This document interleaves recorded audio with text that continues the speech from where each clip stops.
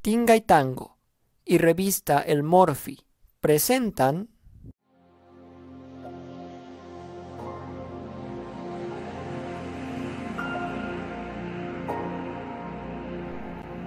un camino acuático que lleva al Océano Atlántico, una frontera hidrográfica que separa dos grandes países, Argentina y Uruguay.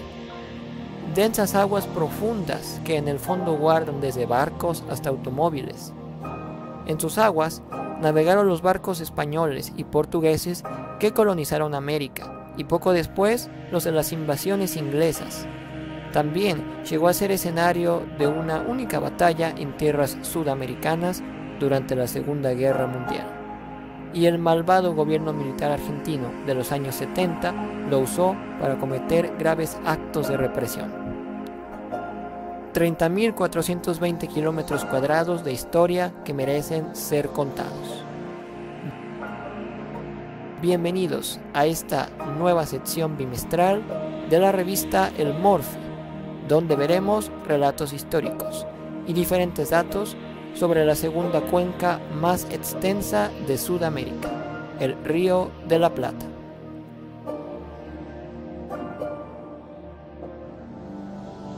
El Río de la Plata, un mar de historia. Artículo 1. Los primeros navegantes europeos.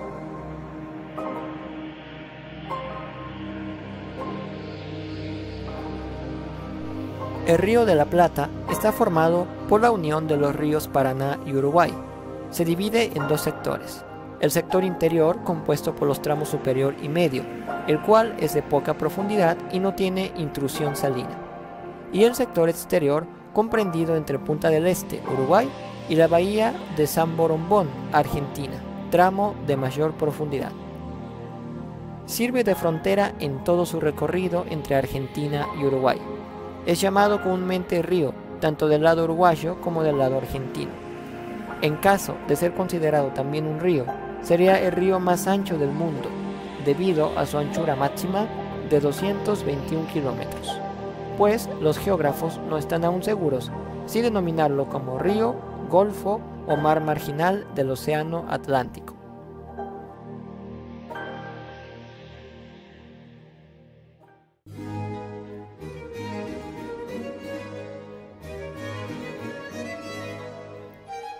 El gran navegante italiano Amerigo Vespucci descubrió el estuario en 1501, durante uno de sus viajes por el Nuevo Mundo que había redescubierto Cristóbal Colón años antes.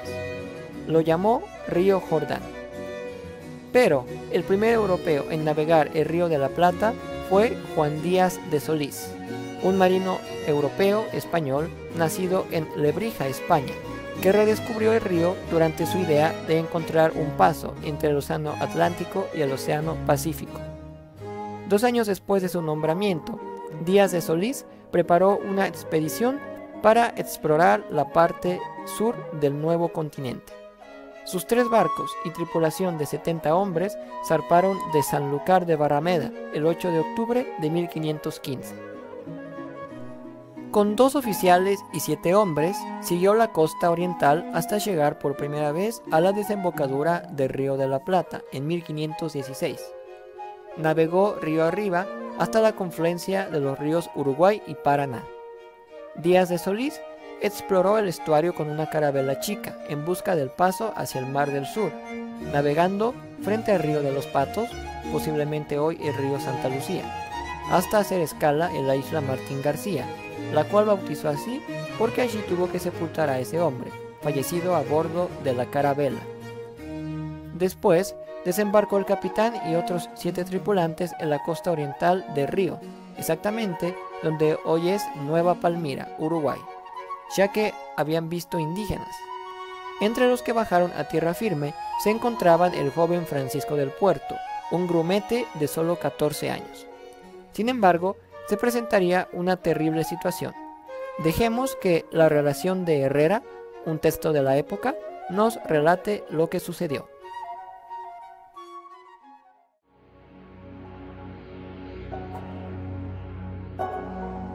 Juan Díaz de Solís quiso en todo caso ver qué gente era esta y tomar algún hombre para traer a Castilla. salió a tierra con los que podían caber en la barca. Los indios, que tenían emboscados muchos flecheros, cuando vieron a los castellanos algo desviados de la mar, dieron en ellos, y rodeándolos mataron, sin que aprovechase el socorro de la artillería de la carabela.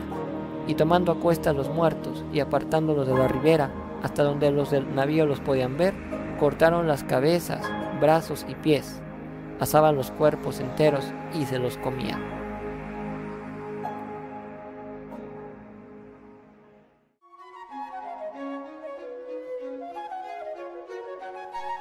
Así fue como aquella etnia, los chandules o guaraníes de las islas, terminaron con esos hombres, a excepción del joven Francisco, quien gracias a su edad fue conservado con vida debido a que el canibalismo ritual imponía comer solo a los guerreros, dejando vivo a niños y mujeres. Muerto el capitán Solís, asumió el mando su cuñado Francisco de Torres, y las naves no intentaron rescatar a Francisco. Regresaron inmediatamente al mar para volver a España. En el viaje de retorno, una de las carabelas naufragó frente a Santa Catalina, quedando algunos marineros en la costa, entre ellos Melchor Ramírez y Enrique Montes. Como de película, el joven Francisco fue adoptado por los chandules, quienes lo educaron como uno de ellos y aprendió habilidades de guerrero y cazador. Fueron 10 años los que permaneció viviendo con ellos y hasta llegó a tener contacto con el marino portugués Cristóbal Jacques. Mientras tanto, el estuario fue nombrado temporalmente en memoria de Díaz de Solís. Después, el navegante portugués Fernando de Magallanes llegó al estuario en 1520 y lo exploró brevemente antes de que su expedición continuara.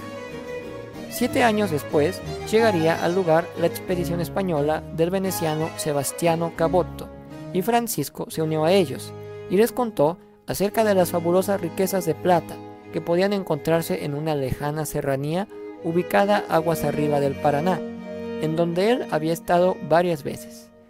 Esta noticia, junto a las recibidas de los permanecidos Ramírez y Montes, recogidos con anterioridad en Santa Catalina, movieron a Caboto a intentar la exploración de ese río.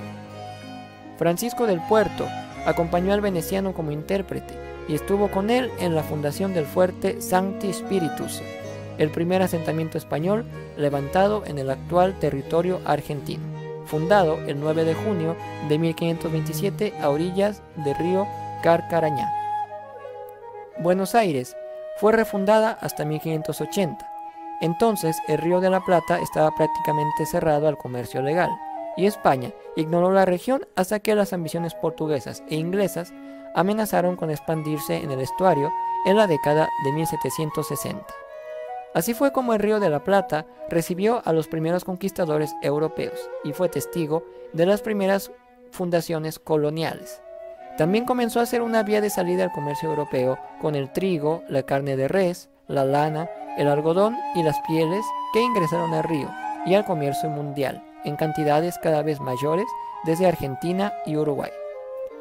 En los próximos episodios de esta serie continuaremos repasando episodios históricos, datos interesantes y leyendas sobre las aguas sudamericanas que en verdad y casi literalmente son un mar lleno de secretos e historia. Gracias por leer esta revista El Morphy. Nos vemos en la próxima edición.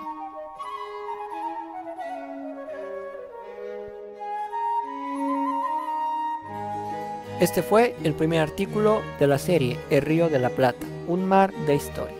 Nos vemos en la siguiente edición. Tinga y Tango y la revista El Morphy presentaron.